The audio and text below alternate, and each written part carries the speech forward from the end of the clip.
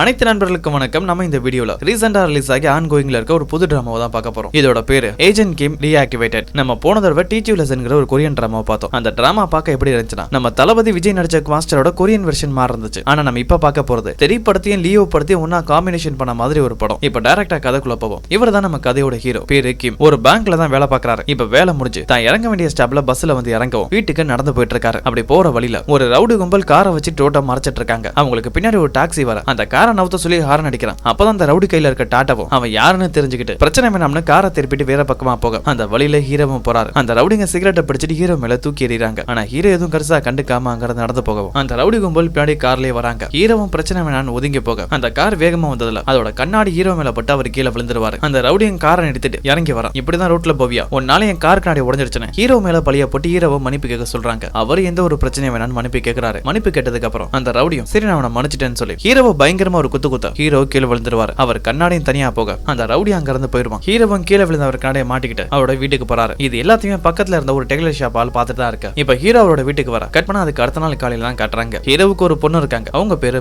மின் ஸ்கூலுக்கு கிளம்புறதுக்கு டைம் ஆயிடுச்சுன்னு சொல்லிட்டு ஹீரோ வீட்டு வேலையெல்லாம் செஞ்சுட்டு அவர் பொண்ணுக்கு பிடிச்ச மாதிரி சாப்பாடு செஞ்சிருவாரு. அதுக்கப்புறம் தான் பொண்ணு எழுப்ப வரவும் இதுதான் ஹீரோட பொண்ணு. இவங்க பேரு மின். இப்ப ஸ்கூலுக்கு தான் கிளம்பிட்டு இருக்கோம். மின் படிக்கிற ஸ்கூல்ல இருந்து ஒரு மார்க் ஷீட்டோட சேர்த்து ஒரு ஃபார்மையும் கூட கொடுத்துருப்பாங்க. ஏதோ எமர்ஜென்சினா யாரு கான்டாக்ட் பண்றதுன்னு எமர்ஜென்சி நம்பர் கேட்க ஹீரோ அவர் பேரை எழுதிருவாரு. அது கீழே அம்மா நம்பர் இல்ல கூட பிறந்தவங்க யாராவது இருக்காங்களான்னு கடைசியா ஃப்ரெண்ட்ஸோட நம்பர் இருக்கும். அம்மா இல்ல கூட பிறந்தவங்க இல்லன்னு எழுதிட்டு மீன் கிட்ட அவங்க ஃப்ரெண்ட் நம்பரை வாங்கி எழுத இப்ப மீன் ஸ்கூலுக்கு போக வேண்டியது டைம் ஆயிடுச்சு. அங்க இருக்க நோட்டீஸ் ரிப்போர்ட் எல்லாம் வாங்கிட்டு போகவும் ஹீரோ என்ன பண்றாருன்னா ஒரு பொண்ணு நம்பர் சொல்லிருப்பாங்களா அந்த நம்பர் எதுக்கு சேஃபா இருக்குன்னு அவர் நம்பரை சேவ் பண்ணி வச்சுக்கிறாரு. இப்ப மீன் ஸ்கூல் பஸ்க்காக வெயிட் பண்ணிட்டு இருக்க அங்க பக்கத்து கடையில ஒரு டெய்லர் இருப்பாரு. அவர் தான் வந்து பேசுறாரு. இந்த மீன் அடிக்கடி ஸ்கூல்ல மாத்திட்டே இருப்பாங்க. அதனால ஒவ்வொரு யூனிஃபார்மும் மாத்திட்டு இருக்க. இந்த யூனிஃபார்ம் உனக்கு ஃபிட் ஆயில நான் தச்சு தட்டுமான்னு கேட்க அதுக்கு மீனும் எப்படியா இருந்தாலும் இன்னும் கொஞ்ச நாள் வேற ஸ்கூல் போக தான் போறேன் அதனால வேணான்னு சொல்ல இப்ப அவங்களுக்கான பஸ்ஸும் வருது. அந்த பஸ்ல மீன் படிக்கிற ஸ்கூல்ல படிக்கிற ஒரு பையன் இருக்கான். அந்த பையன் பேரு நாம் ஹூன். இவனை நம்ம ஹூன் சொல்லுவோம். இந்த ஹூன் மேல மின்னுக்கு ஒரு கண்ணு. ஆனா பெருசா எதுக்கும் காட்டிக்கல பேசிக்கவும் மாட்டான். இப்ப பஸ்ல ஏறி ஸ்கூலுக்கு தான் போக அப்ப பின்னாடி ஹீரோ வர அந்த டெய்லர் ஹீரோ கிட்ட பேச வராரு. நேத்து அந்த ரவுடிங்க அவன் அடிச்சதை நான் பார்த்துட்டு தான் இருந்தேன். உனக்கு உதவி பண்ண நினைச்சேன். ஆனா என்ன பண்றது நான் சாதாரண ஆளு. எனக்கு அவங்களை பார்க்கவே பயமா இருந்துச்சு. அதனாலதான் உதவி பண்ண முடியலன்னு மன்னிப்பு கேட்க இப்ப ஹீரோ அங்க இருந்து கிளம்பி பஸ்ஸை தான் பிடிக்க போறாரு. ஒரு பக்கம் பொண்ணு பஸ்ல போக இன்னொரு பக்கம் அப்பா பஸ்ல போயிட்டு இருக்காரு. இப்ப மீன் பஸ்ல போயிட்டு இருக்கும்போது ஸ்லீப் ஆகி கீழே விழ போயிருவாங்க. அப்ப அந்த ஹூன் தான் மீன் கீழே விழாம பிடிச்சிக்கவும் அவனுக்கு டைம் சொல்லிட்டு பக்கத்துல ஒரு சீட் இருக்கும். அங்க போய் மீன் உட்காந்துருவாங்க. இப்ப ஹீரோ வேலை பார்க்குற இடத்த தான் காட்டுறாங்க. ஹீரோ ஒரு பேங்க்ல சாதாரண எம்ப்ளாய வேலை பார்த்துட்டு இருக்க அங்க கணக்கு வழக்கு பார்த்துட்டு இருக்காரு. அப்பதான் ஒரு சின்ன மிஸ்டேக்கை நோட் பண்றாரு. உடனே மேனேஜர் கிட்ட போறாரு. போன வாரம் நீங்க கம்பெனி வேலைக்காக வெளியில போனதா சொல்லி உங்க பேர்ல பில் இருக்கு. ஆனா அன்னைக்கு நீங்க லீவ் போட்டிருக்கீங்க. அப்ப எப்படி இந்த பில் வரும்? ஏதோ ஒண்ணு தப்பா இருக்குன்னு சொல்ல அந்த மேனேஜரும் இதெல்லாம் ஒரு சின்ன விஷயம் கண்டுக்காதான்னு சொல்ல ஹீரோ எதுவுமே பேசாம அவரோட வேலையை பார்க்க போயிடுவாரு. அப்ப ஹீரோ யாரோ சிசிடிவி மூலமா வாட்ச் பண்ற மாதிரி காட்ட இன்னொரு பக்கம் ஹீரோ இன்டர்நெட்ல ஒரு முக்கியமான பொருளை சர்ச் பண்ணிட்டு இருக்காரு. ஏன்னா இன்னும் கொஞ்ச நாள்ல மின்னுக்கு பிறந்தநாள் வரப்போகுது.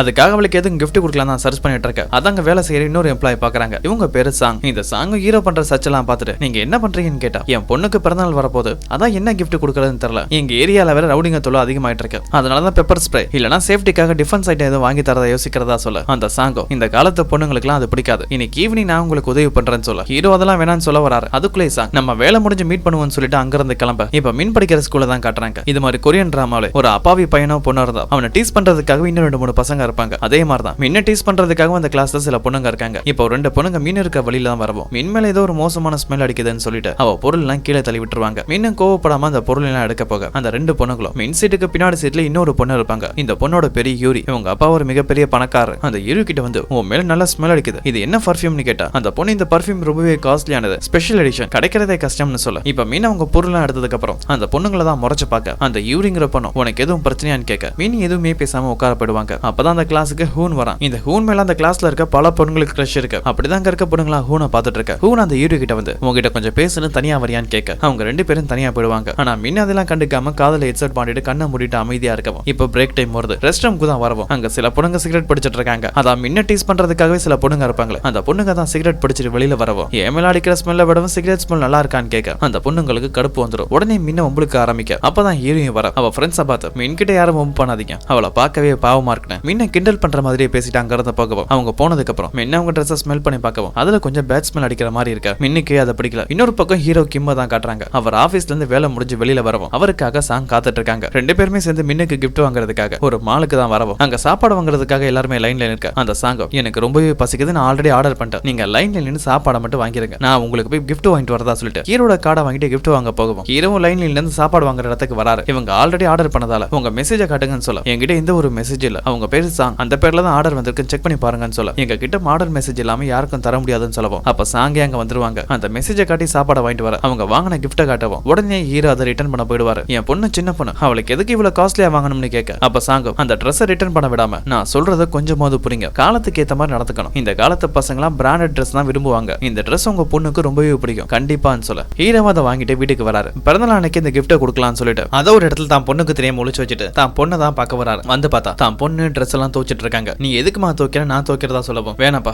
நானே இனிமேல் தனித்தனியா நம்ம ட்ரெஸ் துவைக்கிறேன், இல்லனா உங்க மேல இருக்க ஸ்மெல் என் ட்ரெஸ் மேல அடிக்கிறதா சொல்ல அதை கேட்ட ஹீரோ ஃபீல் பண்ணவும் இதுக்கப்புறம் ட்ரெஸ் நீயே துவச்சுக்குமான்னு சொல்லிட்டு அங்க இருந்து போயிடுவாரு. முன்ன அவங்க ரூமுக்கு போறாங்க. அங்க அந்த யூடிங்கிற பொண்ணோட ப்ரொஃபைல தான் செக் பண்ணி பாக்குறாங்க. ஏன்னா அந்த பொண்ணோட ப்ரொஃபைல ஹூனோட ஏகப்பட்ட போட்டோஸ் இருக்கும். அந்த போட்டோஸ் தான் பார்த்துட்டு இருக்க அவன் ப்ரொஃபைல்குள்ளேயும் போறாங்க. தவறுதலா கைப்பட்டு அவனுக்கு மெசேஜ் போகவும் ஹூன் அதை பார்த்துட்டு யாருன்னு மெசேஜ் பண்ண உடனே முன்ன அவங்க மொபைல் ஆஃப் பண்ணிட்டு அவசரப்பட்டு அனுப்பிட்டோன்னு யோசிக்க இப்ப தண்ணி குடிக்கிறதுக்காக கிச்சனுக்கு வராங்க. அப்பதான் அவங்க அப்பா ஹால்ல படுத்திருக்கதை பார்த்தோம். அவரை எழுப்பி விட்டு அப்பா ரூம்ல போய் படுங்கன்னு சொல்ல ஹீரோ ரூமுக்கு போக கிச்சனை பாக்குறாரு. பாத்திரம்லாம் கழுவல. அதை கழுவுறதுக்காக போகவும் பொண்ணு அதை பார்த்துட்டு அப்பா நான் சொல்றல நீங்க போய் தூங்க, காலைல கழுவிக்கலாம்னு சொல்ல பொண்ணு பேச்சை தட்ட முடியாம ஹீரோவும் படுக்க போயிடுவாரு. இப்ப காலையில எந்திரிச்சு பாத்திரம் கழுவுறதுக்காக வெளியில வந்தா தான் அப்பாவுக்கு உதவி பண்றதுக்காக பொண்ணு ஆல்ரெடி பாத்திரம்லாம் கழுவி வச்சிருப்பாங்க. அதை பார்த்த அப்பாவும் என் மகளுக்கு என் மேல எவ்வளவு அக்கறன்னு சொல்லிட்டு இன்னைக்கு அவளுக்கு பிடிச்ச மாதிரி சாப்பாடு செய்ய போறேன்னு சமைக்க போக அப்படியே கட் பண்ணா ஸ்கூல்ல தான் கட்டுறாங்க. இப்ப மின்னுக்கு அடுத்த பீரியட் பிரீட்டி பீரியட், அதுக்காகவே ஸ்பெஷலா ட்ரெஸ் எல்லாம் இருக்கும். அந்த ட்ரெஸ் அவங்க கபோர்ட்ல போய் தேடுறாங்க. அந்த ட்ரெஸ் அங்க இல்ல. எங்க தான் இருக்குன்னு தெரியாம தான் ஃப்ரெண்டு கிட்ட கேட்டா உன் கபோர்ட்ல தான் இருந்ததா சொல்லப்போ மின்ன அந்த ட்ரெஸ் தேடிட்டு இருக்கும்போது ஒரு பையன் வந்து குப்பத்தொட்டியை செக் பண்ணி பாருன்னு மட்டும் சொல்லிட்டு அங்க இருந்து கிளம்பிடுவான். சந்தேகம் வந்து குப்பத்தொட்டியை செக் பண்ணி பார்த்தா அதுல தான் மின்னோட பிடி ட்ரெஸ் இருக்கும். மின்னுக்கு தொலை கொடுக்கறதுக்காக ஈரோட ஃப்ரெண்ட்ஸ் தான் இப்படி பண்ணிருப்பாங்க. அப்படியே மின்ன பார்த்துட்டு பிடி கிளாஸ்க்கு தான் போக மின் என்னதான் பண்றதுன்னு தெரியாம இருக்கும் போது அங்க ஹூன் வரான். யூரியானோட ஃப்ரெண்ட்ஸ் எல்லாம் பண்ண வேலை தெரியா மின்னுக்கு அவன் பிடி ட்ரெஸ் கொடுத்துட்டு போவான். இப்ப மின்னும் பிடி கிளாஸ்க்காக ஸ்டேடியம் வர யூரியா ஃப்ரெண்ட்ஸும் மின்ன தான் பாக்குறாங்க. மின் ஹூனோட ட்ரெஸ் போட்டுக்கிறது தெரியும். அது இந்த யூனுக்கு பிடிக்கல. ஏன்னா இந்த யூரிக்கு ஹூனை ரொம்பவே பிடிக்கும். அதனால அவன் ட்ரெஸ் மின் போட்டுக்கிறது பிடிக்கல. இப்போ ஒரு டேக்கண்டோ கிளாஸ் தான் காட்டுறாங்க. இவர் தான் இந்த டேக்கண்டோ கிளாஸோட மாஸ்டர். இவரோட பேரு ஹான்சு. அங்க இருக்கிற குழந்தைங்களுக்கு எல்லாம் டேக்கண்டோ சொல்லி தர பசங்களுக்கு உதைக்கிறது எப்படின்னு சொல்லி கிளாஸ் எடுத்துட்டு இருக்கும் போது அதுல ஒரு சின்ன பையன் ஹான்சோட அடிக்க கூடாத இடத்துல அடிச்சிருவான். ஹான்சு மாஸ்டருக்கு வலிக்குது. இருந்தாலும் மாஸ்டர் ஆச்சு தான் பசங்களுக்கு முன்னாடி வழியை காட்டிக்க கூடாதுன்னு நான் நல்லா இருக்கேன் நீங்க விளையாட போங்கன்னு சொல்லவும் அந்த பசங்க விளையாட போயிருவாங்க.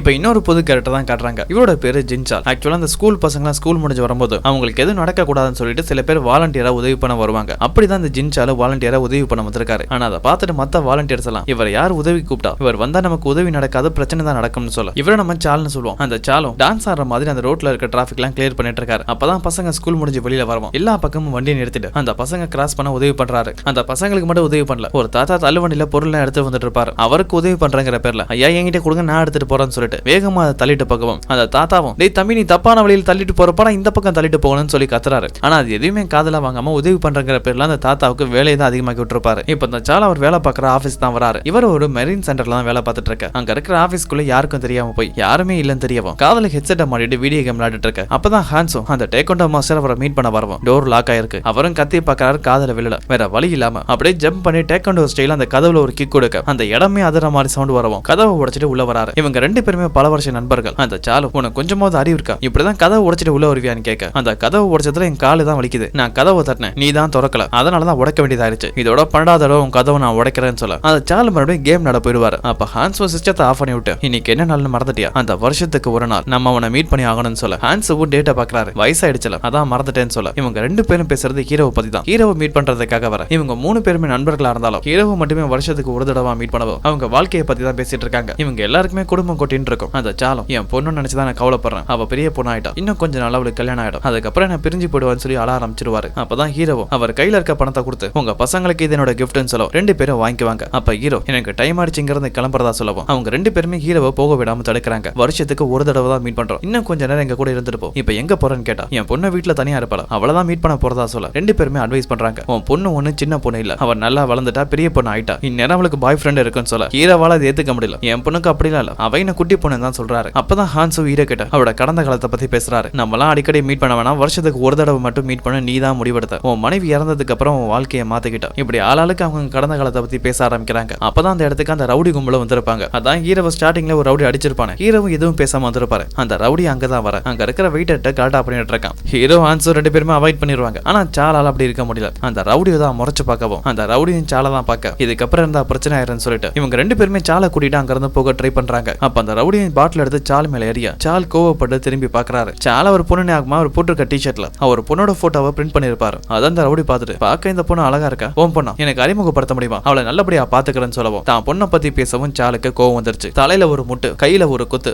அவன் கீழே போய் விழுந்துருவான். இதுக்கப்புறம் இவனை சமாளிக்க முடியாது. ஹீரோ மட்டும் அங்கிருந்து நைஸா கிளம்ப அந்த ரவுடி அடி வாங்கின பார்த்துட்டு அவன் ஃப்ரெண்ட்ஸ் எல்லாம் சப்போர்ட்டுக்கு வராங்க. சால அவங்க எல்லாருமே மொரட்டடி அடிக்கிறாரு. ஒவ்வொருத்தனும் அந்த அடியை பார்த்து பயந்து போறான். ஹான்ஸவும் இப்படியே இவனை விட்டா சரியா வரதே இவனை தடுத்தாகணும்னு சொல்லிட்டு ஹீரோவை பார்த்தா ஹீரோ அங்க இல்ல. பிரச்சனை வரக்கூடாதுன்னு முன்கூட்டியே அங்க இருந்து கிளம்பிட்டாரு. இப்ப சால அங்க இருக்க ஒவ்வொரு ரவுடிங்களும் அடிச்சிட்டு இருக்க. அதுல ஒரு ரவுடி சால அடிக்கிறதுக்காக இந்த நெருப்பு அணைக்கிறதுக்காக கேஸ் சிலிண்டர் மாதிரி இருக்குமே அதை எடுத்துட்டு தான் அடிக்க போறான். ஹான்ஸு அதை பார்த்துட்டு டே அந்த தப்பு மட்டும் பண்ணிடாதீங்கன்னா சொல்றதை கேளுங்கடா கத்திட்டு இருக்காரு. அதை கேட்காம சாலோட தலையிலே ஒரு அடி அடிக்கவும் சாலுக்கு எதுவும் ஆகாது. அப்படியே பின்னாடி திரும்பி பார்த்து ஈவலா ஒரு சிரிப்பு சிரிக்க அங்க இருக்கிற எல்லாருமே அரண்டு போறாங்க. இது எல்லாத்தையுமே சில பேர் சிசிடிவி மூலமா வாட்ச் பண்ணிட்டு இருக்க. இப்ப அந்த சிலிண்டர் வச்சு அடிச்சாலும் ரவுடி அவன் கதவை உடைச்சுக்கிட்டு வெளியில வந்து விழ அப்பவும் சாலோட கோவம் தீரல. வெளியில வந்து முரட்டுத்தனமா ஒரு மிருக மாதிரி அடிச்சிட்டு இருக்காரு. போலீஸை சுத்தி வளைச்சிருவாங்க. அப்ப ஹான்ஸு தான் அவர் வந்து பிடிச்சிக்கவும் போலீஸ்காரங்களை பார்த்து இவனை கண்ட்ரோல் பண்ண முடியாது சீக்கிரமா ஷூட் பண்ணுங்கன்னு சொல்ல சாலு ஒரு மிருக மாதிரி கத்திட்டு இருக்க. அந்த போலீஸ்காரங்க எலக்ட்ரிக் கன்னால ஷூட் பண்றாங்க. ரெண்டு பேருக்குமே ஷாக் அடிக்க அதே இடத்துல மயங்க. அப்படியே கட் பண்ண ஹீரோட வீட்டை தான் காட்டுறாங்க. தோச்ச ட்ரெஸ் எல்லாம் மடிச்சு வச்சிட்டு இருக்கும் போது அங்க பிடி ட்ரெஸ் பாக்குறாரு. ஆனா அதுல ஹூனோட பேர் இருக்கவும் இது யாரோடதுன்னு கேட்க மீனாத வேகமா வாங்கிட்டு அங்க இருந்து போகவும் தான் அப்பாவுக்கு சந்தேகம் வருது. தான் ஃப்ரெண்ட்ஸ் சொன்ன மாதிரியே தான் பொண்ணுக்கு எதுவும் பாய் ஃப்ரெண்ட் இருப்பாளோன்னு. இப்ப கட் பண்ணா மீன் ஸ்கூலுக்கு தான் வரவும் அந்த பிடி ட்ரெஸ் கொடுக்கறதுக்காக ஹூனோட கிளாஸுக்கே வராங்க. ஆனா அவங்க இல்ல. அப்பதான் மீன் கிரவுண்ட்ல இருக்கும் போது ஹூனே மீனை தேடி வர நீ எதுக்காக என்ன தேடி வந்தேன்னு கேட்டா நீ எனக்கு ட்ரெஸ் கொடுத்தல அதான் உனக்கு கொடுக்கறதுக்காக தேடி வந்தேன்னு சொல்லிட்டு அவனுக்கு நன்றி சொல்லிட்டு அவனுக்கு மில்க் ஷேக்கை வாங்கி கொடுக்க. அப்பதான் ஹூனோ ஒரு 2 நாளைக்கு முன்னாடி என் போஸ்டை யாரோ லைக் பண்ணாங்க அது நீயான்னு கேட்கவும் நான் சோஷியல் மீடியால இல்லன்னு மின் சொல்ல உடனே ஹூனோ மொபைல் எடுத்து மெசேஜ் பண்ண. அப்ப நோட்டிபிகேஷன் மின்னுக்கு வருது நீ தான் சோஷியல் மீடியால இருக்கே. இதுக்கப்புறம் எனக்கு டைரக்டாவே மெசேஜ் பண்ண. இவங்க 2 பேரும் ஜாலியா பேசிட்டு இருக்க.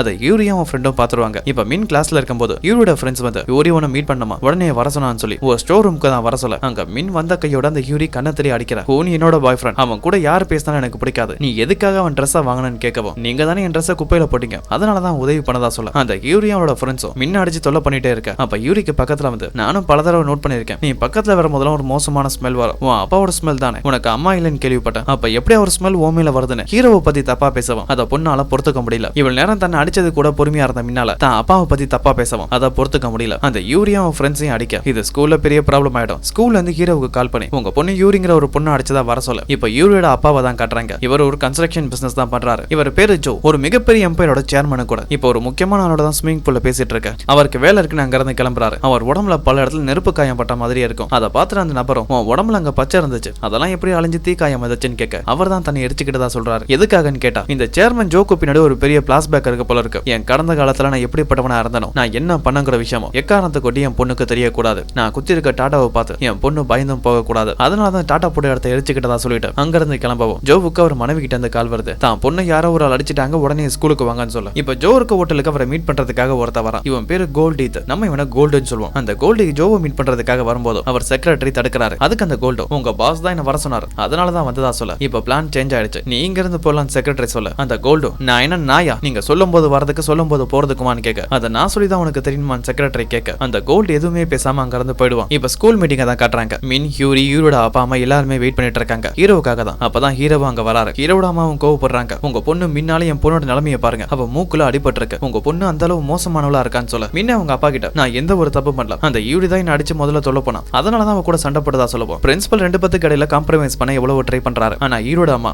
இந்த விஷயத்தை நான் சும்மா விட மாட்டேன் வயலன்ஸ் கமிட்டி மீட்டிங் நடந்தே ஆகணும்னு சொல்ல. அப்ப ஹீரோ ஒரு பொண்ணை மன்னிப்பு கேட்க சொல்றாரு. ஆனா மின் முடியாதுன்னு சொல்லப்போ அதனால ஹீரோவை முட்டி போட்டு யூரியோட அப்பா அம்மா கிட்ட என் பொண்ணு மின்னுக்கு அம்மா இல்ல ஒரு அப்பாவா நான் தான் அவளை வளர்த்தேன் என்னால அவளை சரியா வளர்க்க முடியல அவ பண்ண தப்புக்கு நானும் ஒரு வகையில காரணம் அதுக்காக என்ன மன்னிச்சிருங்கன்னு கேட்க அது மின்னுக்கு சுத்தமா பிடிக்கல. அதோட ஜோவும் ஹீரோ கிட்ட ஒரு அம்மா இல்லாம அப்பாவை மட்டும் பொண்ணை வளர்க்கறது எவ்வளவு கஷ்டம் எனக்கு நல்லாவே தெரியும் அதனால உங்க பொண்ணு பண்ண தப்பா மன்னிக்கிறேன் இதுக்கப்புறம் உங்க பொண்ணு இந்த ஸ்கூல்ல படிக்க வேணாம்னு சொல்ல ஹீரோவும் ஒத்துக்குவாரு. அதனால கோவப்பட்டு மீன் அங்க இருந்து கிளம்பவும் வெளியில தான் ஹூன் இருப்பான். மின்ன கூப்பிடுறான் ஆனா மீன் கண்டுக்காமலே அங்க இருந்து போகவும் பின்னாடி ஹீரோவும் வராரு. இவன் மின்னோட பேரை சொல்லி கூப்பிடறத நோட் பண்ணிட்டு அவன் நேம் பேஜை பார்த்தா அதுல ஹூனுங்கிற பேர் இருக்கும். அதை பார்த்துட்டு தான் பொண்ணுக்கு பின்னாடியே போக இப்ப சேர்மன் ஜோவை தான் காட்டுறாங்க. பிரச்சனை முடிஞ்சிருச்சுன்னு அங்க இருந்து கிளம்பும் போது அவரை வழி அனுப்புறதுக்காக பிரின்சிபலை வராரு. அப்பதான் ஹீரோ அங்க போறத பார்த்துட்டு அந்த பொண்ணு மின்னோட அப்பா என்ன பண்றாருன்னு கேட்டா அவர் பேங்க்ல வேலை பார்க்குற சாதாரண ஒரு எம்ப்ளாய் இதுக்கப்புறம் நீங்க கவலைப்படாதீங்க உங்க பொண்ணுக்கு இந்த ஸ்கூல்ல எந்த ஒரு பிரச்சனையும் வராதுன்னு சொல்லவும் அப்படி பிரச்சனை எதுவும் வந்தா இந்த ஸ்கூலும் இருக்காது நீங்களும் இருக்க மாட்டீங்க. ஜோ மிரட்டிட்டு அங்க இருந்து கிளம்ப இப்ப ஹீரோ கிம்ம தான் காட்டுறாங்க. தான் பொண்ணை சமாதானப்படுத்த ட்ரை பண்றாரு. தான் பொண்ணு நான் எந்த ஒரு தப்புமே பண்ணல அப்ப எதுக்காக மன்னிப்பு கேட்டீங்கன்னு கேட்டா உன் மேல தப்பு இல்லைன்னு எனக்கும் தெரியும் நான் உனக்காகவும் படிப்புக்காக தான் மன்னிப்பு கேட்டதா சொல்ல. அப்ப மின்னும் கோவப்படுறாங்க. நான் எந்த ஒரு தப்பும் செய்யாம நீங்க அவங்க கிட்ட மன்னிப்பு கேட்டா மத்தவங்க என்ன நினைப்பாங்க என்ன ஒரு கேவலமான பொண்ணு தப்பான பொண்ணு நினைக்க மாட்டாங்களா ஒரு அப்பாவா இருந்து நீங்க எனக்கு சப்போர்ட் பண்ணிருக்கணும் ஆனா அப்படி நீங்க பண்ணல உங்க கூட இருக்கவே எனக்கு பிடிக்கல உங்களை எனக்கு சுத்தமா பிடிக்கல நான் உங்களை வெறுக்கிறேன்னு சொல்லவும் ஹீரோவும் பொண்ணை சமாதானப்படுத்த வீட்டுக்கு கூப்பிடுறாரு. ஆனா மின் நான் இன்னைக்கு வீட்டுக்கு வரல என் ஃப்ரெண்டு கூடவே தங்கிக்கிறேன்னு சொல்ல. நாளைக்கு உன் பிறந்த நாளுமான்னு சொல்லவும் எனக்கு என் பிறந்த நாளே பிடிக்கல அன்னைக்கு தான் என் அம்மா என்னை விட்டு போனாங்கன்னு சொல்லிட்டு மின் அங்க இருந்து வருத்தப்பட்டே போக ஹீரோவால ஒரு பொண்ணை சமாதானப்படுத்த முடியாம அங்க இருந்து தான் மனைவியோட கல்லறைக்கு தான் வராரு. அங்க அவங்களுக்கு பிடிச்ச பூவையும் வாங்கிட்டு வந்திருப்பாரு. இந்த பூ அவங்களுக்கு ரொம்பவே பிடிக்கும். அப்படியே கட் பண்ணா பாஸ்ல ஹீரோட மனைவி பிரெக்னெண்டா இருந்த டைம் அப்பவும் ஹீரோ இந்த பூவை வாங்கி கொடுத்திருப்பாரு. அதுக்கு அவரோட மனைவியும் இந்த பூ எனக்கு ரொம்பவே பிடிக்கும். இந்த பூவுக்கான அர்த்தம் என்ன தெரியுமா? காதல், பக்தி, ஈடுபாடு, அன்புன்னு பல விஷயங்கள் இந்த பூவை குறிக்குன்னு சொல்ல ஹீரோ அதை பத்தி யோசிச்சு பார்த்துட்டு தன்னோட வீட்டுக்கு வராரு. நாளைக்கு மின்னுக்கு பிறந்தான். அதனால தான் பொண்ணுக்காக சர்ப்ரைஸா கேக் எல்லாம் வாங்கிட்டு வந்திருப்பாரு. வீட்டுக்கு வந்து பார்த்தா தான் பொண்ணை காணோம். அதனால தான் பொண்ணுக்கு பிடிச்ச மாதிரி சாப்பாடெல்லாம் ரெடி பண்ணிட்டு தான் பொண்ணு கண்டிப்பா வந்துருவாருன்னு வெயிட் பண்ணிட்டு இருக்க. இப்ப மின்ன தான் கட்டுறாங்க. தான் அப்பா மேல இருக்க கோவத்துல வீட்டுக்கு போகாம அங்க இருக்க ரோட்ல தான் சுத்திட்டு இருக்கவும் அப்பதான் ஹூன் கிட்ட இருந்து மெசேஜ் வருது. நம்ம காலேஜோட பேக் கேட்டுட்டவா, நீ வர வரைக்கும் அங்க நான் உனக்காக காத்திருப்பேன். அதை பார்த்துட்டு மீன் ஹூனை தான் மீட் பண்ண போக இப்ப ஹீரோவை தான் காட்டுறாங்க. மணி சரியா 12 ஆச்சு. தான் பொண்ணு இன்னும் வீட்டுக்கு வரலன்னு சொல்லி கால் பண்ணலாம் நினைச்சா அப்பதான் காலையில மின் சொன்னதை பத்தி யோசிச்சு பாக்குறாரு. எனக்கு உங்களை பார்க்கவோ உங்க கூட இருக்கவோ பிடிக்கல. நான் என் ஃப்ரெண்டோட வீட்டுல நீங்க தங்கிக்கிறேன்னு சொல்லிட்டு போயிருப்பாங்க. அந்த விஷயத்தை பத்தி நினைச்சு பார்த்துட்டு ஒருவேளை மீன் அவ ஃப்ரெண்டோட வீட்டுல தான் இருப்பான், அவளை தொல்லை பண்ண வேணாம்னு சொல்லிட்டு ஹீரோவை வர வரைக்கும் காத்திருக்கலாம் நினைக்க விடிய காலையிலையும் வருது. ஆனா தான் பொண்ணு கிட்ட இருந்து எந்த ஒரு காலும் வரல, அவளும் காணும். அதனால அவ ஃப்ரெண்டோட நம்பருக்கு கால் பண்ணி பார்த்தா அப்பதான் மீனா ஃப்ரெண்டோட வீட்டுக்கு நேத்து போலன்னு தெரியவும் உடனே அவர் ஸ்கூலுக்கு வந்து மீனோட கிளாஸுக்கு போய் விசாரிக்கவும் அங்க இருக்கிற பையன் மீன் இன்னைக்கு ஸ்கூலுக்கே வரலன்னா தான் பொண்ணு எங்க போனான்னு தெரியாம வெளியில வந்தா. அங்கதான் ஹூன் இருக்கவும் ஹீரோ கிட்ட வந்து உங்க பொண்ணுக்கு நான் எந்த ஒரு மெசேஜ் அனுப்பல. நேத்து ராத்திரி சில ரவுடிங்க என்ன பிடிச்சி அடிச்சுட்டு என் கையில இருக்க மொபைலே வாங்கிட்டாங்க. அதுல இருந்து உங்க பொண்ணுக்கு ஏதோ மெசேஜ் அனுப்பியிருக்காங்க. ஆனா அவங்க என்ன அனுப்புனாங்கன்னு சரியா தெரியல. அதோட நேத்து ராத்திரி ஸ்கூலோட பேக் கேட்ல ஏதோ ஒன்று நடந்திருக்குன்னு மட்டும் எல்லாரும் சந்தேகப்படுறதா சொல்ல ஹீரோ வேகமா அந்த ஸ்கூலோட பேக் கேட்ட தான் வராரு. அப்படி வந்து பார்த்தா அங்க ஒரு இடத்துல நிறைய ரத்தம் சிந்தி போய் கிடக்கு. அதை பார்த்த உடனே தான் பொண்ணுக்கு ஏதோ ஒன்று நடந்திருக்கும்னு சொல்லி பயப்படுறாரு. அப்ப அந்த இடத்த மறுபடியும் சுத்தி பார்க்கவும் அங்க ஏர் பேண்ட் இருக்கு. இந்த ஏர் பேண்டை எங்கேயோ பார்த்த மாதிரி தோணுது. ஹீரோவுக்கு போட்டோகிராஃபி மைண்ட் இருக்கவும் அவர் பார்க்குற பல விஷயங்கள் அவருக்கு ஞாபகத்துல இருக்கும். அப்படிதான் ஸ்கூலுக்கு வரும்போது ஹீரோட ஹேர் பேண்டை நோட் பண்ணிருப்பாரு. அந்த ஹேர் பேண்ட் இந்த ஏர் பேண்ட் ஒரே மாதிரி இருக்குன்னு யோசிக்க அந்த இடத்துல மழை பெய்ய ஆரம்பிச்சிடும். அப்பதான் ஹீரோ ஒரு ஆளா கூட்டிட்டாங்க வரவும் அவன் பேர் என்னன்னு தெரியல. ஆனா அந்த ஆளோ நீ எதுக்காகவும் கவலைப்படாத, யாராவது உங்ககிட்ட எதை பத்தி அதை விசாரிச்சா உனக்கு எதுவும் தெரியாத மாதிரி நடி, மத்ததெல்லாம் நான் பாத்துக்கிறதா சொல்ல அவங்க வந்து பார்த்தா அந்த இடத்துல ரத்தக்கரை இல்ல.